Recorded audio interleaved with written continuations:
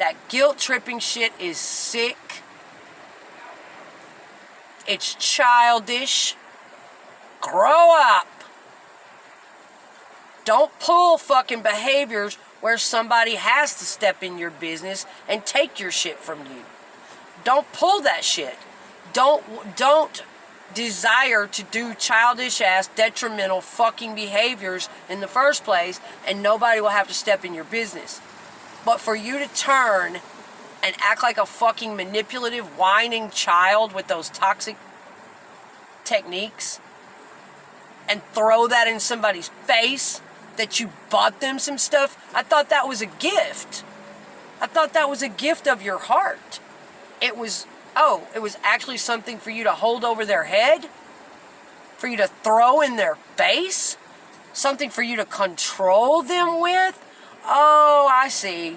You wanted to get by with your reckless behavior, and that reckless behavior be accepted by everybody. So you bought them some things so that you could get by with this reckless behavior, that they would go ahead and enable it for you. Oh, okay. So you got to watch addicts, especially addicts. Oh, shit. They will pull all of these things on you. Yes.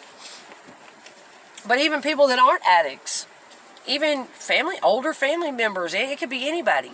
People that are, decent, nice people, not even toxic people.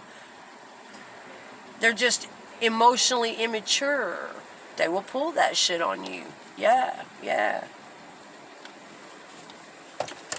But I bought you all that stuff yesterday. Give me my keys. You're being so mean right now. When you have to hold them accountable for something. Fuck that. Don't ever back down from it. Don't ever feel guilty about it. Do not let those type of people in your head. You stand firm in what you know is right, your integrity, your values, your fucking boundaries, what you know. You stand strong in that. Keep your weapons sharp. Don't ever let them ever back you down or get in your damn head. Let them whine and cry all they want. And if they want to be like a narcissist and do some spiteful, vengeful, passive-aggressive things to you, let them do it. Let them do the baby-ass shit for the fucking babies that they are. Just saying. Let them do it. Do not tolerate it. I can't stand emotional and psychological abuse, manipulation, guilt tripping, gaslighting. Can't stand it.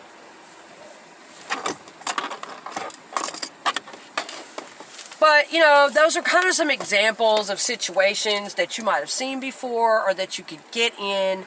The shit starts in childhood. Either someone in their childhood did it, whether they were raised in abuse or not. They may have just come from a family where people didn't communicate. We don't talk about those things. We just have to keep our mouths shut. We're not allowed to show emotion.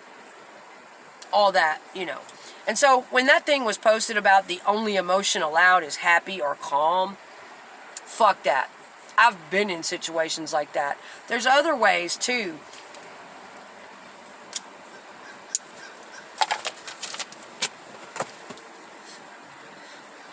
That you will feel so cornered, so controlled. It's like a coercive control. I've had situations in my life with certain people where the only way they would be nice to me and accept me, the only thing they would allow out of me and the only way they would really accept me is if I was speaking what they wanted to hear at all times. If I only spoke in a really sweet and watered down little tone. Now these types of people are really hypersensitive, probably overly traumatized, probably haven't dealt with it, haven't healed from a lot of it. You can tell. Because they're so overly sensitive about everything and hypersensitive, and just anything you say that might even have the slightest of assertive tone to it, just normal tone, assertive tone, they start recoiling and wadding up and like a scared child, throwing all kinds of toxic defenses at you. And there are situations I've been in to where if I said the slightest grown-up thing, the only thing I was really allowed that I could tell that they really resonated with me and were willing to connect to me and accept me is if I spoke to them always in a little watered down, sweet little tone, and I said only what they wanted to hear at all times. If not, that's right. And that was controlling me. When you're stuck with somebody like that, you can't say a word of reality. You can't talk about anything serious. You can't get a word out. You are becoming more and more backed into a fucking corner. You're just sitting there. No matter what happens, no matter what they do, no matter what pops off, you're not allowed to speak up and confront them about it and get a serious, and they will do several different things to control you into only talking to them in a nice, sweet, accepting manner. No matter what they do to you, they will control you into it. Yes, this is a form of control. Here's how they do it. When you approach them and you confront them, listen, I need to tell you something. You hurt my feelings the other day, and I'm upset about it, and I'd like to talk about it. Or you confront them, hey, I'm angry, man. You something. They did something to you. You stole my blah, or you cheated on me, or you, whatever people go through. Anything you might want to confront them about. Or, hey, listen, we need to have a talk. Some things are kind of getting out of hand around here, and I'd like to see some changes happen. Can we talk about it? Any one of those types of serious tones or confrontation about something, here's how they're going to go about it. They're going to go through the list of either toxic defenses. I didn't do that. Oh, you're crazy. Oh, come on. You're so serious all the time. Or, is this all you ever talk about? Or they're going to go through the list of toxic defenses on you. Minimizing, deflection, blame shifting. They'll turn around and throw it right back at you. Like, they're going to go through that first. And if that doesn't work, they'll change the subject on you real quick in mid-conversation when you're being serious. Yeah, hey, anyway, hey, did you notice that Barney's on TV? Motherfucker, that's not what I'm fucking talking about right now. Hate that shit. I call it cartooning out. It's toxic as fuck. They'll change the subject on you. They will make you feel like the loneliest person on this earth, and you're actually in a relationship with them. They'll change the subject on you. They will start diverting their attention around the room or to other things. Hey, look at that dog over there, man. Check that shit out. Can you believe? And they'll dart into another conversation. They will pull deflection. They'll get you caught up in another argument that's beside the point. So many toxic techniques they will use to control you into not speaking seriously to them, not holding them accountable for anything. You can never, ever go there. You're forced to only have a smile on your face for them and speak in that little manner they want to hear, or they will use all of those techniques. Or they might say, if you're texting or you're trying to get through to them in a message or a phone call, they might text and say, I'm not going to read all this crap. You're always overloading me with this and blah, blah, blah. Or anything. They'll minimize the whole thing, or it's just very invalidating. It's very disrespectful. It chips away at you. And it's fucking controlling. It's like being put in a little box, especially if you have to live with them all the time.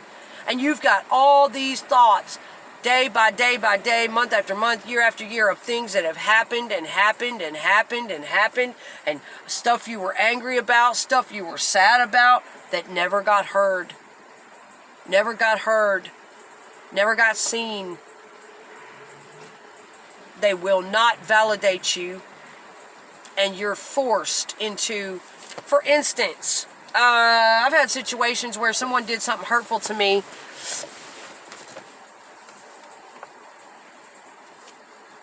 and it was really hurtful, and I have a right to be angry about that. I didn't get any acknowledgement for it. I didn't get an apology for it. They just acted like it never happened. I was gaslighted about it, and I wanted to be in my rightful anger. I had a right to stay there.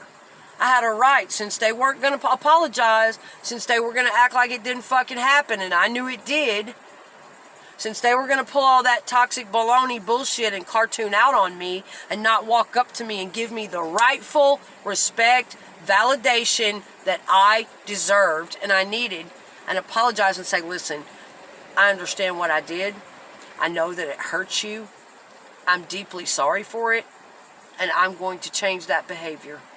Instead of walking up to me, goddammit, like a fucking adult that cares and giving me that, they didn't. They couldn't. They wouldn't. So, other than that, well, fuck it then. I'm not going to keep giving it my energy, begging for it. I'm not going to use my energy to keep on and on at them. What I'm going to do is, I'm still going to stay in my anger. That means there's going to be consequences for you. Since you couldn't give me what I deserved, then what I'm going to do is I'm going to take some distance from you. And I'm going to get off to myself for a couple days. I don't feel like speaking to you. And I'm going to take some time for me, and I'm going to reflect on my anger and my hurt about the situation. Do you know what would happen next? I wasn't allowed to do that. I wanted to stay quiet. I didn't want to go off on them. I didn't want to talk about it anymore because I knew I wasn't going to get anywhere with a narcissistic, gaslighting type of person. But I wanted to be left in my quiet space to be serious and process my anger, and I didn't want to speak to them. That was a consequence of their behavior. Guess what they did? They forced me to not have my anger by coming over the line into my boundary, not to apologize, not to sincerely be genuine about it. No, they stepped over the line into my boundary to force me to give them the peace they wanted. They didn't want to have the guilt inside. They know they're wrong. They didn't want to carry that guilt and anxiety, so they forced themselves over my boundary and said, oh, come on. Don't be so quiet. Don't be mad. Can I have a hug? Come on, give me a hug. We shouldn't stay mad at each other. Come on, give me a hug. Which forces you to be even more angry, even more disrespected, gaslighted, emotionally abused, twisted. They're not apologizing. Remember, you're in this situation. They are lying. They are denying what they did. They're gaslighting you. They're acting like it never happened.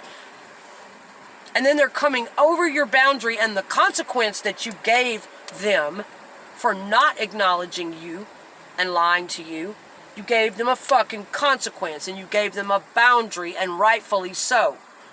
Fine, I'm going to have my anger. I'm going to keep some distance from you. And no, I don't want to be all up on you right now. They came over that line into your boundary, basically saying you're not shit. Your feelings don't matter. You have no right to sit over there and be quiet. A narcissist will force you to talk to them, to give them, now come on, give me a smile. Come on, give me a hug. Don't stay mad. They will force you out of your rightful anger, your authentic pain. They will force you to instantly forget what they did, wipe it away. They want instant forgiveness, instant affection. It's like a spit in your fucking face. It's the worst thing ever. That's right, though. Basically, they want you to take abuse. They want you to tolerate all kinds of terrible behaviors, all kinds of crap that hurts and offends your soul, steps on your boundaries, yet they want you to take it with a fucking smile. Thank you for fucking me over. Thank you so much for fucking me over. Oh, give me a hug. That's basically what it feels like. It's what the fuck it feels like when you're dealing with somebody like that. But that's right. They will force you because they're selfish fuckers. They don't want to sit there and feel anxiety and guilt all day about what they did to you. So they have to come force you to give them the peace of mind they want. Give me a hug. Make everything all better for me right now. Without even acknowledging what they did, apologizing, talking about what they did so they'll know, so that you'll know they at least feel you and that you're important, that they hurt you. None of that shit. Oh, yes. Yes, they will do that shit, and I can't fucking stand that shit. I cannot stand people like that when they do it. Those people, you got to get away from them and basically go no contact. So, yes. So going back to the statement that I saw on Facebook back today, the only emotion allowed is happy or calm. Oh, hell no. With a narcissist or a toxic person, you're not allowed to be angry. Hell no. You're not allowed to give them a consequence for their behavior. You're not allowed to take some space because you're processing your anger with them. You're hurt. You're not allowed to do anything. Except you better hurry up, put a fucking smile on your face and give me some attention and some affection, and forget whatever it was that you were yakking about that I did to you. Just forget that. Come on, you're so angry all the time. That's gaslighting. When it was they who did something so fucked up to you, so inappropriate, so disrespectful, and they will take all of your emotions and try to guilt trip you, make you feel horrible, or literally control your ass, back you into a corner by all of those techniques that I have mentioned. Subject changing, word salad, projection, blame shifting, minimizing. Yeah, they will try to wear your ass down, and basically before you know it, you'll just be sitting in a corner, and they'll try to make you as fucked up and pathological as they are. They have no emotional regulation. They are very disordered, very toxic, and they will try to make you break and become just like them, where you don't know what's right, what's wrong, what's reality. You're doubting yourself. Should I really be saying that to him? Yes, you should. Yes, you should be holding people accountable. And yes, you have every right to speak in an angry tone if you're angry. You should not have to put a fucking sugary little smile on your face if you're angry. Now, the narcissists and the toxic people will try to fuck your head up and twist it all around on you. Make you sound like some kind of barbarian, some kind of aggressive abuser. There's a difference between getting up in somebody's face and knocking the shit out of them, or going off on them and calling them every name in the book. There's a difference between that type of behavior and sitting there with an angry tone and speaking your mind because you're fucking angry and you're not going to back down on it. You know, people are really scared of, especially women. People are really scared of women when they have an angry, serious tone. They want to keep us watered down and really sweet and nice tone. And if you speak up with anything outside of that, then you're a terrible person. You're scary. You know, I believe a lot of this went on in the Watts murder case. I talk about Shanann and Chris a lot, their relationship, and I believe a lot of this was going on behind closed doors. I believe Shanann was suffering greatly. This is why we saw her overcompensating on Facebook a lot.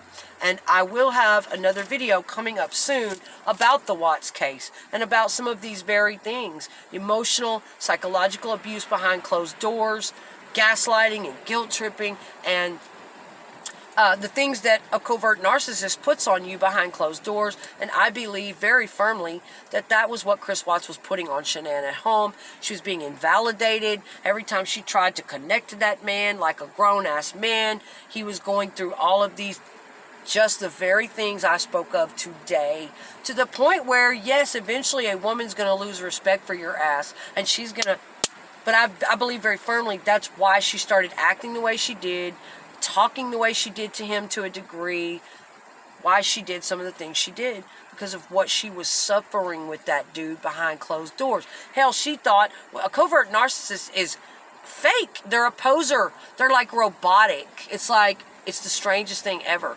She thought she was getting involved with a man. But you find out behind closed doors, you're getting involved with someone who has the emotional level of a child. It's shocking. It's devastating. A lot of her videos, people couldn't see. They just saw her as a bossy, demanding woman. I don't think so. I saw a lot more in a lot of her videos, and it looked like a cry for help to me. When you see a woman overcompensating like that a whole lot, and she was really trying to boost her husband's ego in almost every video, that tells you something.